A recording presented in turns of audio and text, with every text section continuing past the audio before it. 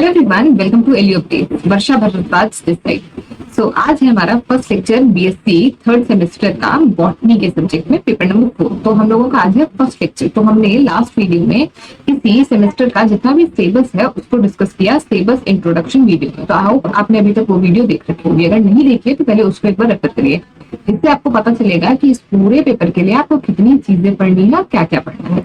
तो आज हम लोग पढ़ने क्या वाले हैं, जो हमारा पेपर नंबर 4 है, जैसा कि यहाँ लिखा है उसका नाम plant taxonomy development and reproduction. तो ये है कौन सा पेपर नंबर 4 है, ये भी लेते हैं। तो हम लोग इसकी यूनिट नंबर 1 से स्टार्टिंग कर रहे हैं। ठीक है, यूनिट नंबर 1 में हम लोग मेनली क्या पढ़ने वाले हैं सबसे पहले वो देख लेंगे। तो यूनिट नंबर 1 में हमने यहाँ पर जो एलयू की ऑफिशियल वेबसाइट पे कोर्स गिवन है वो लिख लिए हैं। तो सबसे पहले हम देखने वाले हैं सिस्टमैटिक्स के बारे में, मतलब कि कैसे जो क्लासिफाई कर रहे हैं ऑर्गेनिजम्स को, उसका पूरा पहले क्लासिफाई कैसे कर रहे हैं, क्या सिस्टम यूज हो रहा है, टेक्सोनॉमी क्या है, नॉमेनक्लेचर क्या है, ये सारी चीजें, डिफरेंट सिस्टम्स ऑफ क्लासिफिकेशन, ये सब यहाँ पढ़ने वाले हैं। फिर taxonomic study of some angiosperm में भी जो डाइकॉट फैमिलीज है उनके बारे में यूनिट नंबर 1 में पढ़ना है, ये फैमिलीज पढ़नी है। तो ये काफी लेंदी टॉपिक रहने वाला है। पूरे आपके सिलेबस की सबसे लेंदी यूनिट यही वाली है। इसमें आप बहुत सारे डिफरेंट प्लांट्स के बारे में पढ़ेंगे। तो सबसे पहले आज का लेक्चर थ्योरेटिकल रहेगा।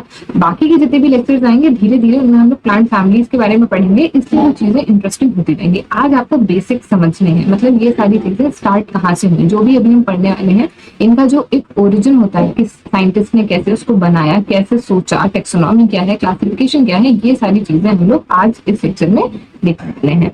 So on that note let's begin this lecture. तो सबसे पहला हमने यहाँ क्या रखा हुआ है, टेक्सोनॉमी की डेफिनेशन। देखिए, पेड़ हमारे बीच में कब से है, जब से ह्यूमन सिविलाइजेशन हुई है तब से ही पेड़ भी हमारे आसपास रहे हैं। प्लांट और एनिमल्स की मदद से ही हम एज ह्यूमन बीइंग सर्वाइव कर पा रहे हैं। पेड़ सिर्फ खाना ही नहीं बनाते हैं, ऐसा नहीं है कि वो सिर्फ फोटोसिंथेटिक ही हैं। हमारे पास और भी खाने के अलावा जो शेल्टर में हेल्प करते हैं, हमारे पूरी ओवरऑल लाइफ पे डिपेंडेंसी जो है, लाइफ की डिपेंडेंसी वो पेड़ों पर है। तो जो सबसे अर्लीस्ट ह्यूमन बींग्स थे उनकी बेसिक नीड्स क्या थी, फूड, क्लोथ, शेल्टर, यही सारी चीजें थी। तो पेड़ उनके लिए, जानवरों के साथ में पेड़ उनके लिए सबसे इंपॉर्टेंट चीज थे। और ह्यूमन माइंड की एक बेसिक क्यूरियोसिटी जो होती है, जो हमारे नेचुरल इंस्टिंक्ट्स हैं, उनके थ्रू हम लोगों का क्या है, हम लोगों को हर चीज को क्लासिफाई करना रहता है, जानना रहता है। इसीलिए कुछ साइंटिस्ट्स ने स्टार्टिंग करी चीजों को क्लासिफाई करने की। कुछ उस टाइम पे तो ह्यूमन बींग्स ही रहे होंगे, उन्होंने ही, जो नॉर्मल फिलोसोफर्स थे उस टाइम के, अरिस्टोटल वगैरह, उन्होंने स्टार्टिंग करी थी प्लांट्स को क्लासिफाई करने की। तो जो ह्यूमंस का बेसिक नेचर था कि कैसे चीजों को क्लासिफाई करना है, तो उन्होंने सबसे पहले पेड़ों को और जानवरों को अलग अलग पार्ट्स में क्लासिफाई करना स्टार्ट किया। बेसिकली क्या सोच रही होगी कि हम इनको डिवाइड करते हैं, पढ़ते हैं, सबसे पहले जरूरतें नहीं होंगी ना लोगों की। तो सबसे पहले कैसे डिवाइड किया था, या तो वो एडिबल है या नहीं, वो पेड़ खाया जा सकता है, वो पौधा खाया जा सकता है, अगर नहीं खाया जा सकता तो क्या वो जहरीला है, यानी कि वो पॉइजनस तो नहीं है, और तीसरी सबसे इंपॉर्टेंट चीज कि क्या वो मेडिसिनल भी हो सकता है, कि उससे कुछ दवा वाली प्रॉपर्टीज भी ली जा सकती हैं। ये 3 तरीकों में सबसे पहली चीज जो क्लासिफिकेशन की गई थी वो उस टाइम पर करी गई थी। उसके बाद में अलग अलग साइंटिस्ट आए, फिलोसोफर्स आते गए, जिन्होंने इस फील्ड में अपना अपना कंट्रीब्यूशन दिया। और आज हम लोग एक इतने डेवलप्ड स्टेज पर हैं साइंस की कि अलग अलग टाइप के क्लासिफिकेशन सिस्टम्स हैं, नॉमेनक्लेचर का एक पूरा हायरार्की है हमारे पास में। हम लोग हर एक पेड़ को एक नाम दे सकते हैं, उसकी सारी प्रॉपर्टीज पता है, और इसके आगे भी इस फील्ड में एडवांसमेंट्स होती जा रहे हैं। तो हमारी ये जो पूरी यूनिट है, तो जो इसका बेसिक्स है, ये बेसिक्स आपको आगे तक आप बायोलॉजी की फील्ड में रहते हैं तो पढ़ने में हेल्प करेगा। यहाँ आपकी सबसे बेसिक चीजें स्टार्ट होती हैं पढ़ने के लिए कि टेक्सोनॉमी क्या है, सिस्टमैटिक्स क्या है, क्लासिफिकेशन क्या है। तो इस लेक्चर में यही सारी चीजें हैं। सबसे पहले पढ़ेंगे टेक्सोनॉमी है क्या। तो जैसा कि यहाँ पर लिखा हुआ है नोट्स में कि इंसान जब से है, the man has been classifying plants since the advent of civilization, मतलब जब से मानव सभ्यता है तब से ही पेड़ों को क्लासिफाई करा जा रहा है। लेकिन सबसे पहले ये टर्म टेक्सोनॉमी किसने यूज किया, ये कॉम्पिटिटिव एग्जाम्स में आ सकता है। AP डी कैंडोल ने यूज किया था ये टर्म 1830 में। उन्होंने इसका, देखिए, जो भी यूजुअली हम वर्ड अभी पढ़ते हैं वो ग्रीक या लैटिन लैंग्वेज से आ रहे होते हैं, क्योंकि ये ओल्ड या डेड लैंग्वेजेस हैं, इनमें न्यू वर्ड्स ऐड नहीं हो रहे हैं, इसलिए वहीं से लिए जाते हैं वर्ड्स और ये सब हम पढ़ते हैं। तो टैक्सोनॉमी 2 वर्ड से मिलकर बना है, एक तो टैक्सेस और एक नोमोस। टैक्सेस का मतलब क्या होता है, जैसे मैंने लिखा है, टैक्सेस का मतलब है अरेंजमेंट और नोमोस का मतलब है रूल्स और लॉज। तो टैक्सोनॉमी का बेसिक क्या है, किसी भी ऑर्गेनिज्म को हमने देखा, उसको सबसे पहले हमने डिस्क्राइब किया, आइडेंटिफाई किया, उसको क्लासिफाई किया और फिर उसका एक नाम यानी कि नॉमेनक्लेचर किया। तो ये 4 चीजें रहती हैं टेक्सोनॉमी में किसी भी एक ऑर्गेनिज्म को बेसिक अगर कहें तो उसको नाम देना, उसको पहचानना, क्लासिफाई करना, उसको एक सेट ऑफ रूल्स के थ्रू, जो नोमोस का मतलब है एक सेट ऑफ रूल्स के थ्रू अरेंजमेंट करना उसका। और जब इसी को प्रॉपर हायरार्की में रख देते हैं और अलग अलग ऑर्गेनिजम्स के साथ में इसका रिलेशनशिप देखते हैं और बाकी के सारे कैरेक्टर्स को भी ध्यान देते हैं, तब वो सिस्टमैटिक्स बन जाता है। यही डेफिनेशन आपके यहाँ पर लिखी हुई है। अभी हम लोग ये स्टार्टिंग के लेक्चर है इसलिए यहाँ पर स्लाइड्स के थ्रू पढ़ रहे हैं, बाद में हम लोग इसको क्लासरूम में बोर्ड के ऊपर पढ़ेंगे सारी चीजों को, और ये स्लाइड्स हम लोग नहीं रखेंगे। अभी ये थ्योरेटिकल है। अगर एग्जाम में क्वेश्चन आया तो आपसे बेसिक्स यही पूछे जाएंगे कि टेक्सोनॉमी क्या है, सिस्टमैटिक्स क्या है, या फिर principles, fundamental concept, AIIMS of taxonomy, ऐसी चीजें पूछी जा सकती है। तो इसके लिए आपको थ्योरी भी आनी चाहिए, इसीलिए हम लोगों ने यहाँ पर इंक्लूड किया हुआ है, यहाँ पर कुछ स्लाइड्स के थ्रू थ्योरी इंक्लूड करने का ट्राई किया है। ठीक है, तो ये टेक्सोनॉमी की डेफिनेशन गिवन है, एग्जाम के पॉइंट ऑफ व्यू से आप इसको लर्न कर सकते हैं। क्या taxonomy is a branch of biology that deals with describing, identifying, nomenclature and classifying plants based on their similarities and differences with other species। एक कोई भी हमने पेड़ देखा, सबसे पहले उसको आइडेंटिफाई किया, डिस्क्राइब किया, देखा कैसा है, उसकी कुछ कैरेक्टरिस्टिक्स को देखा, उसको डिस्क्राइब करने के बाद में जब पता चल गया कि इसकी ये फीचर्स हैं तो उसको क्लासिफाई किया किसी एक कैटेगरी के लिए, फिर उसको एक नाम दिया नॉमेनक्लेचर के थ्रू। तो ये सारे टर्म्स की भी डेफिनेशन हम लोग आगे भी इसी लेक्चर में देखेंगे। टेक्सोनॉमी में क्या क्या चीजें इन्वॉल्व है, नाम कैसे रखना है किसी भी ऑर्गेनिज्म का, किसी भी पेड़ का, और उसको रखना कहाँ पर है और किन और अलग अलग ऑर्गेनिजम्स के साथ रखना है। Placing organisms in the same group based on their physical characteristics, evolution and genetics. मतलब जो ऑर्गेनिजम्स, जो पेड़ एक जैसे फीचर्स को शेयर करते हैं, उनके फीचर्स सिमिलर है, फ्रूट का शेप होगा, शायद लीफ का शेप होगा, स्टेम कैसी है, उनका अंदर का जेनेटिक्स कैसा है, नंबर ऑफ जीन्स हो सकता है, इवोल्यूशनरी हिस्ट्री कैसी रही है, कॉमन एंसेस्टर रहे हैं, अलग अलग एंसेस्टर रहे हैं, इन सब बेसिस पर, इन सब चीजों को ध्यान में रखते हुए जो ऑर्गेनिजम्स एक से फीचर्स को शेयर करते हैं उनको सेम ग्रुप में रखना। मतलब जैसे कि अलग अलग स्पीशीज एक जीनस में आती हैं, अलग अलग जीनस को एक ग्रुपिंग करते हैं और फाइनली जब जाके सबसे ऊपर हायरार्की में किंगडम बनती है, किंगडम में अलग अलग डिविजन बनते हैं, उसके लिए क्लासिफाई करने के लिए सबसे बेसिक हमें क्या चाहिए, टेक्सोनॉमी। तो टेक्सोनॉमी शुरुआत है पूरा, इस जो ब्रांच ऑफ बॉटनी है बहुत इंपॉर्टेंट बॉटनी की एक ब्रांच है। टेक्सोनॉमी के लिए with this organized system we can better understand the biodiversity of flora, fauna and microorganisms। तो माइक्रोब्स क्या होते हैं, मेनली बैक्टीरिया को हमने इंक्लूड कर लेंगे। माइक्रोब्स में बैक्टीरिया है, वायरस है, इन सबको। फ्लोरा, फना में, फना क्या जो भी एनिमल्स हैं इनको बोलेंगे, और फ्लोरा में हमारी जितने भी फ्लावरिंग प्लांट्स हो गए, प्लांट्स की वेराइटीज को इंक्लूड करेंगे। तो एक जो यहाँ पे टॉपिक डिस्कस करने का है वो ये है, जो ये बॉटनी की सबसे एक बेसिक ब्रांच में से एक होती है टेक्सोनॉमी या फिर systematics. Classification one of the basic disciplines है बॉटनी की फील्ड का, लेकिन टेक्सोनॉमी सबसे इंपॉर्टेंट रहती है जो आज की मॉडर्न ब्रांचेस हैं। हम लोगों को भी पढ़ने में सबसे इंटरेस्टिंग यूनिट्स कौन से लगते हैं, सबसे इंटरेस्टिंग पार्ट कौन से लगते हैं बायोलॉजी के, जो भी डीएनए वाला पार्ट है, सेल वाला पार्ट है, यानी साइटोलॉजी हो गया, जेनेटिक्स हो गया, मॉलिक्यूलर बायोलॉजी हो गया, उसके लिए जो बेसिस है वो कौन तैयार करता है, टेक्सोनॉमी। टेक्सोनॉमी के थ्रू हम लोग ऑर्गेनिजम्स को अलग अलग तरीके से क्लासिफाई कर पाते हैं, उनको अलग अलग डिविजन्स में रख पाते हैं, अच्छे से पढ़ पाते हैं, तभी हम उनके बारे में, उनकी सेल स्टडी, उनके मॉलिक्यूलर डेटा यानी कि उनके डीएनए के बारे में अच्छे से अलग अलग तरीके से स्टडी कर सकते हैं। जब वो स्टडी सही से होती है ना, तभी तो साइंटिफिक डिस्कवरीज हो सकती है, या फिर हम लोग उसी बेसिक पे आ जाते हैं कि अपने यूज के लिए या फिर उनको आगे सर्वाइव करने आया है, उस पेड़ को हमें बचाना है, उसको खत्म नहीं होने देना, एक्सटिंक्ट होने से बचाना है, उसको कैसे बेनिफिट कर सकता है वो हमें उस तरीके से उसे यूज करना है, आगे उसकी जो स्पीशीज है उसको खत्म नहीं होने देना है, उसकी ग्रोथ को बढ़ाना है, कम करना है। ये सारी चीजें एनवायरमेंट पे क्या इफेक्ट है जब हमें पढ़ना होता है ना, तो इसके लिए सबसे इंपॉर्टेंट, सबसे पहले क्या है, क्लासिफिकेशन है, टेक्सोनॉमी है। सबसे पहले सारी जानकारी होगी तभी उसका यूज कर पाएंगे, इसलिए टेक्सोनॉमी इंपॉर्टेंट होती है। चलते हैं नेक्स्ट स्लाइड पर। अब आते हैं टर्म सिस्टमैटिक्स पे। वैसे तो ये दोनों टर्म्स इंटरचेंजेबली यूज कर लिया जाता है, लेकिन ये दोनों सेम नहीं है। ये बोल सकते हैं कि सिस्टमैटिक्स एक पूरा बड़ा सा पार्ट है, टेक्सोनॉमी उसका एक छोटा सा हिस्सा है। टेक्सोनॉमी में सिर्फ एक ऑर्गेनिज्म को डिस्क्राइब करा, आइडेंटिफाई, उसको क्लासिफाई किया कि वो कहाँ पर आएगा पूरी हायरार्की में, और उसके बाद में उसको एक स्पेसिफिक नेम दे दिया बायोनॉमिकल नॉमेनक्लेचर के हिसाब से। तो ये एक पूरा टेक्सोनॉमी हो गया। लेकिन सिस्टमैटिक्स क्या करता है, उसी ऑर्गेनिजम्स के जैसे अलग अलग ऑर्गेनिजम्स को भी पर्सपेक्टिव में लाता है और एक हमें वाइडर पिक्चर देता है। अगर हमें पूरी चीजें पढ़नी है तो उसके लिए हमें सिस्टमैटिक्स की जरूरत होगी। तो टेक्सोनॉमी अगर एक पिन पॉइंट है तो सिस्टमैटिक्स पूरा एक होल स्फीयर है जिसको हम लोग देखते हैं बॉटनी में। डेफिनेशन के थ्रू पढ़ लेते हैं इसको। Systematics is the branch of biology that deals with the study of diversity of type. वहां पर हम लोग एक ऑर्गेनिज्म की बात कर रहे थे या किसी को भी क्लासिफाई करने की बात कर रहे थे, यहाँ पर हम पूरी डाइवर्सिटी ऑफ लाइफ के बारे में बात करेंगे and relationship among different organisms. It involves classifying organism based on there evolutionary history, genetic similarities and shared characteristics.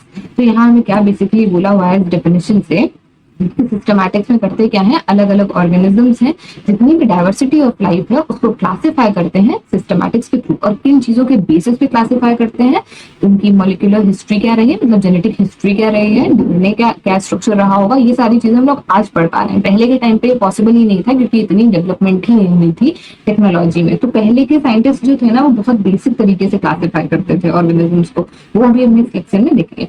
तो इन्होंने बेसिस क्या लिया सिस्टमैटिक्स का क्लासिफाई करने के लिए, क्या, इवोल्यूशनरी हिस्ट्री। इवोल्यूशन मतलब सबसे पहले ऑर्गेनिज्म से जो आज हमें दिखते हैं ये बने, तो क्या क्या अलग अलग ऑर्गेनिज्म बीच में बने, क्या हिस्ट्री रही है, क्या क्या चेंजेस आए हैं, उनके बेसिस पे क्लासिफाई करेंगे। जेनेटिक्स कैसी रही है उसके बेसिस पे, और क्या सिमिलैरिटीज अभी के टाइम में है या पहले थी ऑर्गेनिज्म के बीच में, उसके बेसिस पे ये हम लोग क्लासिफाई करते हैं। Systematics is the study that includes taxonomy. ये चीज आपको एग्जाम के पॉइंट ऑफ व्यू से याद रखनी है कि सिस्टमैटिक्स के अंदर टेक्सोनॉमी आता है। कई बार हम इसको जो टर्म्स हैं इनको यूज कर लेते हैं टेक्सोनॉमी की जगह पर सिस्टमैटिक्स, लेकिन एक बेसिक के लिए आपको क्लियर होना चाहिए। टेक्सोनॉमी के साथ में अगर हम लोग फाइलोजेनी यानी कि इवोल्यूशनरी हिस्ट्री को भी ऐड कर दें तब हम लोग इसको सिस्टमैटिक्स के अंदर ला सकते हैं। ठीक है, चलते हैं हमारी नेक्स्ट स्लाइड पर। अब हम लोग यहाँ पर पढ़ेंगे कुछ बेसिक टर्म्स जो कि हमें हेल्प करेंगे टेक्सोनॉमी को, इस पूरी यूनिट को और आगे हमारे कोर्स को समझने में। तो डिस्क्रिप्शन का बेसिक मतलब क्या होता है, डिस्क्रिप्शन में हम लोग ने किसी भी ऑर्गेनिज्म को सबसे पहले देखा या किसी भी चीज को सबसे पहले देखा तो हमने उसके जो भी फीचर्स को ऑब्जर्व किया उसी को डिस्क्रिप्शन बोलते हैं।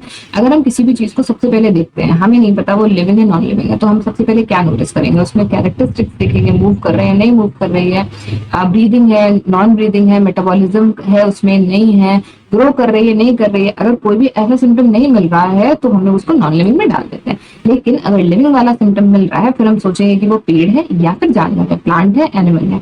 अगर हमने वहां तक क्लासिफाई कर लिया फिर हम उसके अलग अलग और फीचर्स को देखते रहते हैं। ये बेसिक काम हमारा दिमाग हर टाइम कर रहा होता है। हम लोग किसी भी नए पेड़ को देखते हैं या नए जानवर को, कोई हमने ऐसा ऑर्गेनिज्म है जो कभी नहीं देखा, तो हम लोग सबसे पहले ट्राई करते हैं उसकी कैरेक्टरिस्टिक्स को देखने का, समझने का, जिससे हम लोग उसको डिस्क्राइब कर सके। तो सबसे पहला स्टेप रहता है टेक्सोनॉमी में डिस्क्रिप्शन का।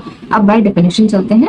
Description involves giving character to something, किसी भी चीज को एक कैरेक्टर देना। हमने कुछ भी देखा उसकी कुछ कैरेक्टरिस्टिक्स को देखा, highlighting it's unique attributes and qualities. मतलब जो भी हमें कोई फीचर होता है ना जो हमें देख के ही समझ में आता है कि ये इसी का पर्टिकुलर फीचर है। अगर आप अभी कोई एक एलोवेरा का प्लांट देखेंगे तो आपको उसके जो साइड में लीव्स के साइड में कांटे हैं वो दिख जाएंगे, वो एक एलोवेरा की पहचान होती है जो हमारे दिमाग में है। इसी तरह अगर हम लोग कोई मटर का पौधा देखते हैं, मे बी कोई और आलू का पेड़ देख रहे हैं, आलू का ट्यूबर देख रहे हैं, तो हमें पता है वो आलू है।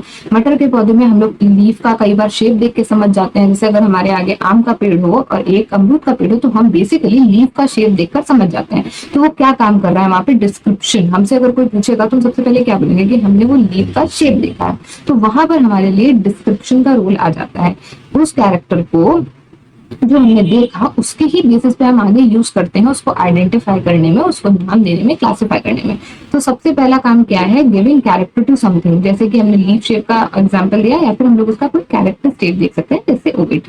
फिर उस शेप को एक्सप्लेन करना, डिस्क्राइब करना, उससे अपनी समझ बनाना और उसके फिजिकल अपीयरेंस और जो डिफाइनिंग फीचर्स हैं उनका एक अपने पास डेटा कलेक्ट करना, इसी को डिस्क्रिप्शन बोलते हैं। बेसिकली अगर हम लोग को एक वर्ड में समराइज करना हो तो हमने जो भी देखा उसको समझना, यही होता है डिस्क्रिप्शन का मतलब। चलते हैं नेक्स्ट स्लाइड पर। तो नेक्स्ट आ जाता है डिस्क्रिप्शन के बाद में आइडेंटिफिकेशन। आइडेंटिफाई करने का क्या मतलब होता है, हमने उसको कुछ फीचर्स देख लिए, अब हमने ऑलरेडी जो चीजें जान रखी हैं उसके बेसिस पे कंपेयर करना कि इसके फीचर्स मिलते किस चीज से हैं। ये पेड़ है या फिर ये कोई जानवर है, ये एनिमल कैटेगरी में आ रहा है नहीं आ रहा है, तो पेड़ है तो कैसा किस टाइप का पेड़ है। जितनी भी चीजें हमने ऑलरेडी पढ़ रखी हैं उनके कंपैरिजन में किसी चीज को समझना, उसको आइडेंटिफाई करना, यही आइडेंटिफिकेशन है। अब बाय डेफिनेशन चलेंगे तो identification refers to recognizing and categorizing. Recognize मतलब पहचानना, कैटेगराइज मतलब फिर उसको हम लोग एक कैटेगरी का पार्ट कर सकते हैं। जैसे कि हमने अभी आगे डिस्कस किया, हमें पता चल जाएगा कि जैसे अगर कोई पॉइजनस प्लांट होगा कोई मेडिसिनल प्लांट होगा और कोई एक एडिबल प्लांट होगा, जो हमने सबसे पहले लेक्चर में बोला भी था। एडिबल, जैसे कि अगर हमें आम का पेड़ दिखे तो हमें सबसे पहले समझ में आया, पहले तो फीचर्स देख के हम समझेंगे कि ये आम का पेड़ है, और हमने उसको आइडेंटिफाई भी कर लिया कि ये एडिबल में आएगा, हम इसे खा सकते हैं। लेकिन उसी जगह पर अगर हमको कोई पॉइजनस प्लांट दिखे, रोड के साइड पे अगर एक मदार का पौधा दिखे, तो इवन एनिमल्स भी उसको समझ जाते हैं कि इसको खाना नहीं है, इसमें से कुछ ऐसा निकल सकता है जो उनके लिए नुकसानदेह है। या फिर अगर कांटे दिख जाए किसी भी पेड़ में, एलोवेरा दिख जाए, तो हम लोगों को क्या है कि हम उसे टच नहीं करेंगे। हमने उसकी पहले फीचर्स को देखा, उसके डिस्क्रिप्शन को देखा, उसको डिस्क्राइब किया कि क्या फीचर है, और फिर उसको आइडेंटिफाई कर दिया, एक कैटेगरी में डाल दिया। अगर हम थोड़ा और जानते हैं तो हमें पता है कि एडिबल क्या है, मैंगो वाला प्लांट, लेकिन मेडिसिनल क्या है, एलोवेरा वाला प्लांट। तो हमारे पास पहले से जो इन्फॉर्मेशन थी वो हमने यहाँ यूज करी और उसको आइडेंटिफाई कर लिया। कैसे फीचर्स हो सकते हैं यहाँ पर? Identification refers to recognizing and categorizing organisms based on their distinctive characteristics। तो कैसी कैरेक्टरिस्टिक्स हो सकती हैं? मॉर्फोलॉजी हो सकता है। मॉर्फोलॉजी क्या होता है? जो भी बाहर से फिजिकल अपीरियंस है। जब हम किसी चीज को देखते हैं तो जो बाहर से दिख रहा है वो मॉर्फोलॉजी हो गया, और जो उसका इंटरनल स्ट्रक्चर होता है वो एनाटॉमी होता है। ठीक है, बिहेवियर भी हो सकता है। कई बार बिहेवियर के थ्रू हमें समझ में आता है किस टाइप का ऑर्गेनिज्म है या फिर किस टाइप का ये एक पर्टिकुलर स्पीशीज है। कुछ जेनेटिक मार्कर्स भी होते हैं। जब ह्यूमन बीइंग्स में हम लोगों में कोई भी टेस्टिंग होती है ना, जो ब्लड की टेस्टिंग होती है, उनमें मेनली जेनेटिक मार्कर्स होते हैं। जब हम लोग बायोटेक्नोलॉजी पढ़ते हैं तब हम लोग जेनेटिक मार्कर्स के बारे में भी बात करते हैं। तो आइडेंटिफिकेशन के लिए मॉर्फोलॉजी, बिहेवियर या फिर जेनेटिक मार्कर्स का यूज किया जाता है। It involve associating unknown taxon with known once through keys. अब यहाँ पर यूज आता है अलग अलग एड्स का, जो चीजें हमारी हेल्पफुल हैं टेक्सोनॉमी में, जैसे कि हर्बेरियम शीट्स हो गए, कीज हो गए, मोनोलॉग्स हो गए, इन सब का काम आता है आइडेंटिफिकेशन के लिए। कीज क्या होते हैं? कीज में कपलेट ऑफ स्टेटमेंट्स होते हैं, दो स्टेटमेंट्स गिवन रहते हैं, उनके बेसिस पर हमको किसी भी ऑर्गेनिज्म की वन बाय वन हम लोग उसकी कैरेक्टरिस्टिक्स को देखते जाते हैं। तो वो एक तरीके से एक स्टेटमेंट उसके लिए ट्रू और फॉल्स में रहता है, एक फेवर में अगेंस्ट में। तो दो में से कोई एक मैच कर जाता है तो उसी बेसिस पे क्लासिफाई होता चला जाता है। जैसे कि अगर हम लोग किसी भी एक पेड़ को पढ़ने जा रहे हैं और हमने वहां से एक की उठाई है, तो उसको क्लासिफाई करने के लिए हम लोग किसी बोटानिकल गार्डन में अगर हैं तो हमें वहां पर की मिलेगी, जिसमें कुछ बेसिक फीचर्स मिलेंगे। जैसे अगर हमारे आगे पेड़ रखा है, कोई भी पेड़ हमें नहीं पता, तो हम उसमें बेसिक क्या यूज कर सकते हैं कि इसमें जो फ्लावर है, अब फ्लावर है कि नहीं है, अगर है तो उसमें चार पत्ते वो हैं, जो पेटल्स हैं, 4 हैं, 5 हैं या 3 हैं। अगर जैसे ट्राइमेरस फ्लावर है, पेंटामेरस फ्लावर है, ये सब हो गया। ओवेरी कितनी है, स्टेमन्स कितने हैं, इसके अलावा उसमें जो लीव्स हैं वो किस ऑर्डर में है, रेसिमोस है, साइमोस है, या फिर ओवेरी सुपीरियर है, इंफीरियर है। ये सारी छोटी छोटी चीजें लिखी रहती हैं कीज में। ये स्नो में आपको बढ़ते हुए आगे बढ़ना रहता है और आप क्लासिफाई करते करते पूरा उसका डिस्क्रिप्शन निकाल लेते हैं। अगर अभी हम एक जैसे टमाटर का पौधा देख रहे हैं तो सबसे पहले उसमें आएगा कि हम लोगों ने फ्लावर देखा, फ्लावर में कितने पेटल्स हैं। फैमिली के लिए हम लोग वहां से अगर देखें, जो आपने फ्लोरल फॉर्मूला पढ़ रखा होगा, तो टमाटर की फैमिली में सुपीरियर ओवेरी है, सोलेनेसी फैमिली में, वो हमें देख के पता चल जाएगा फ्लावर में कितनी पेटल्स हैं। फ्लावर जो फ्लोरल फॉर्मूला है वहां से हमें पता चल जाता है। तो कीज में लिखा रहेगा कि 3 पेटल्स हैं, 3 पेटल्स नहीं है, तो ये फिर इस फैमिली में हो सकता है। क्या जो उसका स्टेम है उस पर ट्राइकोम्स यानी कि हेयर प्रेजेंट है या फिर थॉर्न्स प्रेजेंट है। अगर थॉर्न होगा तो वो रोज का प्लांट हो जाएगा, लेकिन अगर हेयर प्रेजेंट है उसकी स्टेम पर, तब वो एक टमाटर का पौधा हो जाएगा। तो ऐसे करके बहुत सारी चीजें होती रहती हैं। इस सबको सुन के, इन्फॉर्मेशन को सुन के परेशान नहीं होना, ये सारी चीजें बहुत डिटेल में आएंगी, जैसे रैंडमली नहीं आएंगी। ये अभी फॉर एग्जाम्पल हमने सिर्फ समझा हुआ है, तो प्लीज में हमें ऐसे करके गिवन रहेंगी सारी चीजें, हम उसको वन बाय वन देखते चलेंगे, आइडेंटिफाई कर लेंगे कि ये भाई कौन सा ऑर्गेनिज्म है। जो हमने जो भी पढ़ते हैं ना, किसी भी चीज को जब पढ़ते हैं तो उसको एक रैंक दी जाती है, उस रैंक को ही टैक्सॉन बोलते हैं। ठीक है, ये बायनोमियल नॉमेनक्लेचर में लीनियस ने दिया है ना, तो हम इसको उसमें ही पढ़ते हैं, अभी के लिए ये समझ सकते हैं। तो हमारी हेल्प क्या करता है आइडेंटिफिकेशन में? कीज हेल्प करती हैं, इलिस्ट्रेशंस हेल्प करते हैं, मतलब जहां पर बना रहता है इलिस्ट्रेशंस में, कोई भी आपको डायग्राम दे दिया जाए, आपको कोई भी एक कैटलॉग दे दिया जाए, वो सब। हर्बेरियम शीट्स, यहाँ पर ड्राइड और प्रिजर्व्ड जितने भी प्लांट के स्पेसिमेंट्स हैं, बुक्स तो हो सकते हैं जिनके थ्रू आप आइडेंटिफाई कर सकते हैं कि क्या चीज। ठीक है, आइडेंटिफिकेशन हेल्प क्या करता है? Accurately cataloguing and studying biodiversity. Catalogue करना यानी उसको अच्छे से प्रेजेंट करना, अपने पास चीजों का एक डेटा कलेक्ट कर पाना सही तरीके से, कैटलॉगिंग हो गया। और जितनी भी बायोडाइवर्सिटी है, जब हम उसको अच्छे से हमने डिस्क्राइब किया, फिर आइडेंटिफाई किया, तो हम एक उसके लिए रोडवे बना रहे हैं आगे तक उसको पढ़ने के लिए। तो ये सारे बेसिक्स हैं जिनसे हमारी आगे जो एडवांसमेंट है बायोलॉजी की, उसके लिए ये सारी चीजें जरूरी हैं। तो बायोडाइवर्सिटी पढ़ने के लिए हमें आइडेंटिफिकेशन भी चाहिए, डिस्क्रिप्शन भी चाहिए। अब चलते हैं नेक्स्ट टर्म पे। आई होप आपको चीजें समझ में आ रही होंगी। फिर हम लोग देखेंगे नॉमेनक्लेचर के बारे में। तो नॉमेनक्लेचर अभी हम लोग डिटेल में भी पढ़ेंगे, क्योंकि फर्स्ट यूनिट में हमारी दो ही चीजें दी हुई हैं मेन टॉपिक्स, एक सिस्टमैटिक्स और एक नॉमेनक्लेचर। बाकी यहाँ हम लोग ब्रीफ में पढ़ लेते हैं। नॉमेनक्लेचर का बेसिक मतलब क्या है, नाम देना किसी भी ऑर्गेनिज्म को। अभी ये किस तरीके से होता है, लीनियस ने जो बायनोमियल नॉमेनक्लेचर का सिस्टम दिया है उसके अकॉर्डिंग होता है। एक ऑर्गेनिज्म को डिस्क्राइब करने के लिए उसका जो नेम रहता है वो 2 वर्ड्स का रहता है, एक जेनेरिक नेम, एक स्पेसिफिक नेम। तो जो जेनेरिक नेम है, तो नॉमेनक्लेचर में एक तो जेनेरिक नेम हो गया, फिर एक स्पीशीज का स्पेसिफिक एपिथेट हो गया। इसके अलावा कुछ रूल्स होते हैं, लिखना कैसे है, लैंग्वेज कौन सी है, लैटिन लैंग्वेज से आ रहे हैं, नेम्स क्यों आ रहे हैं, इटैलिक्स में प्रिंट किए जाते हैं, लिखते वक्त अंडरलाइन कर दिया जाता है। जेनेरिक नेम कैपिटल लेटर से स्टार्ट होता है, स्पेसिफिक नेम हमेशा स्मॉल लेटर से स्टार्ट होता है। कभी कभी नाम के आगे हम लोग जिस साइंटिस्ट ने उसको एक्सप्लेन किया होता है उसका भी नाम लिख देते हैं। जैसे कि जब मैंगो का नाम लिखते हैं तो हम लोग लिखते हैं मैंगीफेरा इंडिका लिन, तो वहां पे वो लीनियस ने डिस्क्राइब किया था, इसलिए हम लोग लिन वर्ड का यूज कर देते हैं। तो ये सारी चीजें हम लोग नॉमेनक्लेचर में पढ़ेंगे और इसको काफी डिटेल में पढ़ेंगे। तो आज केवल इसका बेसिक यही जाना था कि क्या है बेसिकली नॉमेनक्लेचर, नेमिंग ऑर्गेनिज्म, इसके अलावा कुछ भी नहीं है। ठीक है, बाकी की चीजें जो यहाँ लिखी हुई है कि स्टैंडर्ड जो स्टैंडर्ड रूल्स हैं उनको बनाता कौन है, तो वो बनाती है आईसीबीएन। आईसीबीएन क्या है, international code of botanical nomenclature. तो ये एक फिक्स रहता है जिससे यूनिवर्सल नेम्स रहे, जगह बदलने के साथ में नाम ना बदलते जाए और कोई पॉइंट ऑफ कंफ्यूजन ना बने किसी भी ऑर्गेनिज्म को पढ़ते टाइम। ठीक है, तो इसमें किसी भी स्पेसिफिक एक ऑर्गेनिज्म को एक नाम दे देते हैं उसकी स्पेसिफिक स्पीशीज और जीनस के अकॉर्डिंग। बाकी जो और भी उसके टेक्सोनॉमिक ग्रुप हैं उसको भी हम लोग बायोनॉमिकल नॉमेनक्लेचर यूज करके ही उसको एक पूरी हायरार्की में प्लेस करते हैं। ह्यूमंस का नाम यहाँ पर लिखा हुआ है होमो सैपियंस, वैसे तो अगर ये प्रिंटेड है तो इसको इटैलिक्स में प्रिंट होना चाहिए, और अगर इसको हम लोग हैंड रिटन कभी भी रखते हैं तो उसके लिए हम लोग इसको सेपरेटली अंडरलाइन करते हैं। तो ये बहुत बेसिक रूल्स है। जितने भी बॉटनी के स्टूडेंट्स होते हैं, मेनली बायोलॉजी के, तो आपके बेसिक्स में से सबसे बेसिक काम ही है, इसमें कभी गलती नहीं होनी चाहिए। जब भी हम किसी ऑर्गेनिज्म का नाम लिख रहे हैं तो हम लोग 2 वर्ड्स में वो नाम लिखते हैं। पहला वर्ड हमेशा कैपिटल रहेगा और जो सेकेंड वर्ड है स्पीशीज का नाम वो हमेशा स्मॉल रहेगा। और अगर हम हैंड रिटन यानी हाथ से लिख रहे हैं उसको अंडरलाइन करेंगे। अगर हम लोग को ऑनलाइन उसको लिख रहे हैं या हम किसी बुक में पढ़ रहे हैं तो वो हमको इटैलिक्स यानी कि थोड़ा सा टिल्टेड टेढ़ा लिखा हुआ मिलेगा। अगर हम मैंगो का साइंटिफिक नेम लिख रहे हैं तो हम उसको कैसे लिखेंगे, मैंगीफेरा